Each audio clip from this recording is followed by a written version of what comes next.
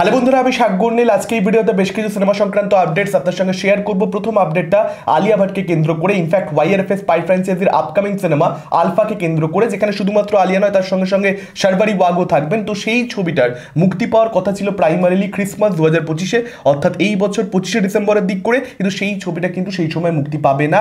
Media report suggest করছে সেই ছবিটা পোস্টপন্ড হয়ে যেতে চলেছে, 17ই এপ্রিল 2026-এ মুক্তি পাবে। কারণ হিসেবে মিডিয়া রিপোর্টসে কি বলা হচ্ছে, ভিএফএক্সে অনেক বেশি সময় লাগবে, সেটার জন্য মেকাররা কোনো রকম খামতি রাখতে চাইছে না এবং সেই জায়গা থেকে এই পোস্টপন্ড করার সিদ্ধান্ত। এবার আমরা সকলে জানি এটা আসল কারণ নয়, আসল কারণ হচ্ছে ওয়ার 2 বক্স অফিসে সাকসেস না পাওয়া।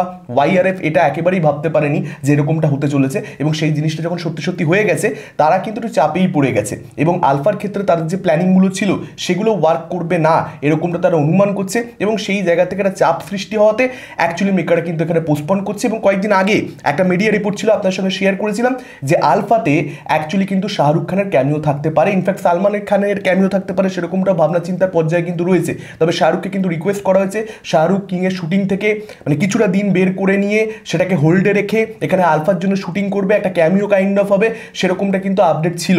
এবার সেটার জন্য মেবি যেহেতু শাহরুখ খানকে টাইম দিতে হবে, হঠাৎ করে বললে তো এরকম করা সম্ভব হয় না, যেখানে তার নিজের কিংয়ের শুটিং চলছে, যে কারণেই কিন্তু এখানে পোস্টপন্ড করার সিদ্ধান্ত বলে মনে হচ্ছে। এবার দেখা যাক শেষ অবধি শাহরুখ খানের এখানে ক্যামিও থাকে কিনা। ইনফ্যাক্ট এরকমও কিন্তু হতে পারে যে শুধুমাত্র শাহরুখ খানের ক্যামিও নয়, হয়তো অনেক চেঞ্জেস করবার কথা এখানে আদিত্য চোপড়া ভাবছেন, শ্রীধার রাঘবন ভাবছেন, এবং তার পরবর্তীতে আমরা দেখতে পেলাম যে রিশুট করার আপডেটও চলে এলো। হ্যাঁ, সেরকমটাও কিন্তু সম্ভব, তার কারণ অনেক ধরনের গান যেগুলো একদম পুরো থিওরি মেনে ফর্মুলা মেনে যেগুলো চলেছে আবার চলবে, সেগুলো ওয়ার 2-তে করে তো ফেলিওর হয়েছে, যে কারণে এখানে হয়তো ফর্মুলাগুলোকে বদলানোর চেষ্টা হবে, নতুন করে ফর্মুলা তৈরি করবার চেষ্টা হবে। এবার সেটার জন্য আলফা ছবিটা শেষে ভালো হয় নাকি খারাপ হয় সেটা আমরা 17ই এপ্রিল যখন মুক্তি পাবে ছবিটা তখনই বুঝতে পারবো। এর পরবর্তী আপডেটটাও এটার সঙ্গে রিলেটেড, অ্যাকচুয়ালি কিন্তু তু মেরি মে তেরা তু মেরি, এই যে ছবিটা সমীর বিদ্যাংশ পরিচালিত ধর্মা প্রোডাকশনের ছবি, কারণ জোহরের প্রোডাকশন হাউসের ছবি, কার্তিক আরিয়ান এবং আনান্না পান্ডে অভিনীত ছবি, সেই ছবিটার কিন্তু আসার কথা ক্রিসমাসে ছিল না, কিন্তু এখন জানতে পারা যাচ্ছে সেই ছবিটা কিন্তু ক্রিসমাসে রিলিজ হতে চলেছে।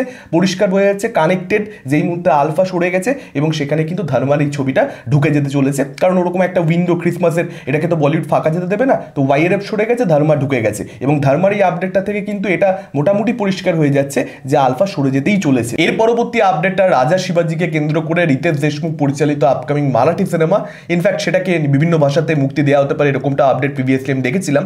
তো সেই ছবিটাতে সালমান খানের ক্যামিও থাকবে, সে ব্যাপারে আপডেট আপনার সঙ্গে প্রিভিয়াসলি শেয়ার করেছি। সালমান খানের ক্যামিওটা তিনি শ্যুট করবেন নভেম্বরের 7 তারিখ থেকে, এরকমটাই কিন্তু বর্তমানে আপডেট রয়েছে। এবার দেখা যাক ছবিটা কতটা ওয়াইড রিলিজ পায় এবং সালমান খানের ক্যামিওটার কতটা ইম্পর্টেন্স ছবিতে থাকে। এবং রিতেশ দেশমুখের ছবিতে কিন্তু এই প্রথমবার সালমান ক্যামিও করবে এরকম নয়, এর আগেও কিন্তু সে করেছে। এবার যদি ন্যাশনাল প্লেক্স কালেকশন নিয়ে কথা বলি, দুর্গাপুজোর ছবিগুলোর কালেকশন শেষ, ওগুলোকে আর উল্লেখ করার কোনো মানে হয় না। স্বার্থপরকে নিয়ে কথা বলবো, যেহেতু খুব সাম্প্রতিকভাবে সেই বাংলা ছবিটাই মুক্তি পেয়েছে। তো স্বার্থপরের প্রথম 3 দিনের কালেকশন কি ছিল সেটা তো আমি আপনাদেরকে জানিয়েছিলাম। তারপরের 7 দিনে অর্থাৎ লাস্ট উইকে প্লেক্স কালেকশন এই ছবিটার অ্যাপ্রক্সিমেটলি 22 লক্ষ টাকা প্লাস হয়েছে, যেটা কিন্তু অবশ্যই এই ছবিটার যে স্ট্যান্ডার্ড, যে কোয়ালিটির ছবি হয়েছে, এই স্ট্যান্ডার্ডে বাংলা ছবি গোটা বছরে আমরা হাতে গুনে 3-4টে হয়তো দেখতে পাই, 5টাও আমি বলবো না। সেই জায়গা থেকে ছবিটার থেকে আরও বেটার কালেকশন আমি এক্সপেক্ট করেছিলাম, আরও গ্রো করে যাবে বক্স অফিসে, সেরকমটা আমি চেয়েছিলাম, কিন্তু সেই জিনিসটা কিন্তু এখানে হতে দেখতে পারা যাচ্ছে না। এবার দেখা যাক সেকেন্ড উইকে এই ছবিটা কীরকম কী হোল্ড থাকে, এবং লাইফ টাইমে ছবিটা মোটামুটি 60 লক্ষ 50 লক্ষ পার করে কিনা, অ্যাটলিস্ট সেটুকু তো করা উচিতই, দেখা যাক শেষ অব্দি কি হয়। এর পরবর্তী আপডেটটা বাহুবলী রিলিজে ওয়ার্ল্ড ওয়াইড কালেকশনকে কেন্দ্র করে ফার্স্ট উইকেন্ডে, তো এই ছবিটা ফার্স্ট উইকেন্ডে গ্রস 37 কোটি টাকা কালেকশন করতে পেরেছে, যেটা কিন্তু এক্সট্রাঅর্ডিনারি এবং এরকমটা এক্সপেক্ট করাই হচ্ছিল। খুব শকড আমি অন্তত পক্ষে নই, এরকম যে হবে জানাই ছিল। বিশেষ করে মেকাররা কিন্তু এরকম একটা কালেকশন যাতে আসে সেটার জন্য কিন্তু প্রমোশনেও মনোযোগী হয়েছিল, তো সেই জায়গা থেকে ভালো কালেকশন এসছে। এবং 60 কোটি টাকা প্রয়োজন ছিল পুষ্পা 2 এর ইন্ডিয়াতে গ্রস কালেকশনের মামলাতে যে 1 নম্বর থাকা, সেই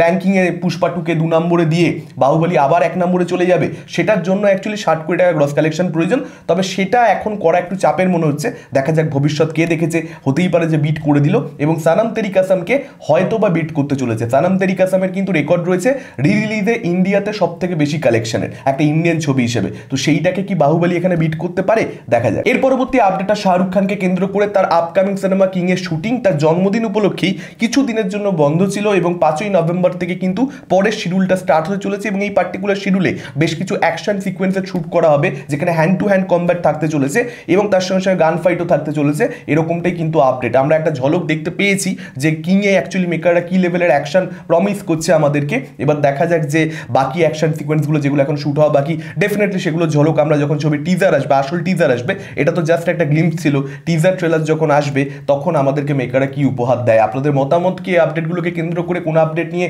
আপনারা সবচেয়ে বেশি এক্সাইটেড, ডেফিনেটলি আপনারা সেটা আমাদের কমেন্ট করে জানাতে পারেন। এই ভিডিওটা ভালো লাগলে লাইক করতে পারেন, শেয়ার করতে পারেন। আমাদের চ্যানেল নতুন হলে চ্যানেলটাকে অবশ্যই সাবস্ক্রাইব করতে পারেন। আজকের মতো টাটা, চোখ রাখুন পরবর্তী ভিডিওতে।